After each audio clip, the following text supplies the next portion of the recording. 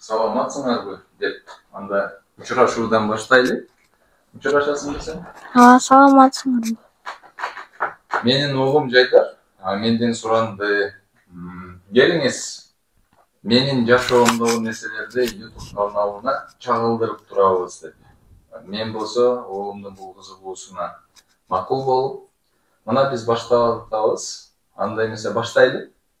Баштайлы. Жакшы. Менин оğlumдун аты Жайдар Бакытов. Сен кимсиң?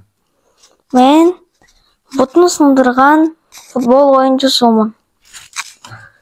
Ошондойбу? Сен окуучусуңбу? 4 класстын. Окуучусуң, э? Эмне кылайын деп жатасың сен? Мен азыр китеп окуйм деп жатам. Ал эмне китеп экен? Мекентануу. 4-класс, э? 4-класс. Эмне жөнүндө окуган атасың? Жердин кыймылы боюнча. Бул канчынчы параграф экен? Бул 7-чи.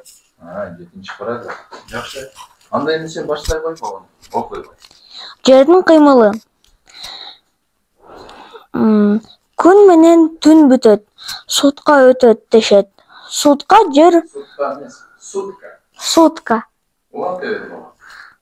Сутка жер өз огунда бир айланган убакыт. Жер өз огунда айланганда күнгө карата улам бир жагы бурулат. Күндү караган тарабына күн тиет, көлөкө тарабына түн түшөт. Жердин огу бул шарттуу өзөгү. Ошол өзөктү тегерегине жердин телосу айланат. Шарттуу өзөктүн эки учу полюстар деп аталат. Алардын бири түндүк полюс, экинчиси түштүк полюс.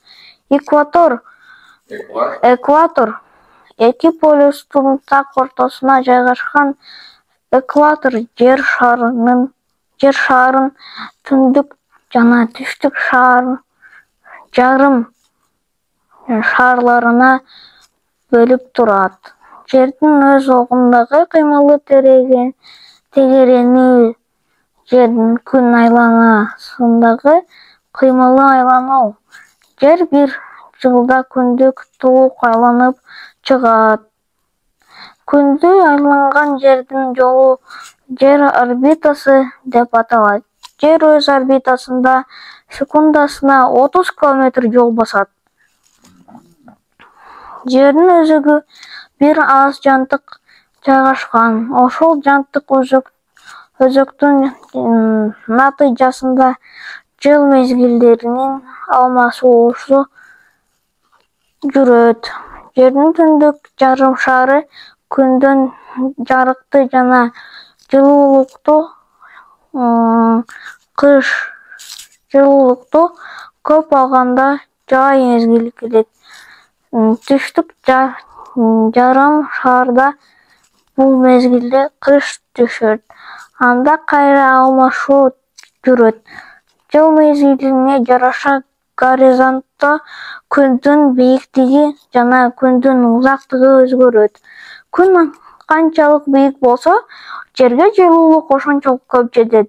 Экватордон күндүн бийиктиги эч качан өзгөрүлбөйт. Экватордо жыл мезгили жай болуп турат. Полюстарга жакындаганда күн төмөндөйт. Жылуулук жана жарык азаят. Биз экватордон алыста жашагандыктан кыш, жаз, жай, күз болуп жыл мезгилдерине бөлүнгөн. Жер тартылуу күчкө ээ. Ал үстүндөгүлөрдүн бардыгын өзүнө тартат. Топту же ташты ойдо ыргытканда ал кайра жерге түшөт. Ай дагы тартылуу күчүнө ээ, бирок жерге караганда бир нече эсеге аз. Жер менен ай тартылуу күчүнө ээ. Болду? Болду. Эми балам, орус тилинде жана англис тилинде да окуйт, э? Анда ага чейин көрүшкөнчө.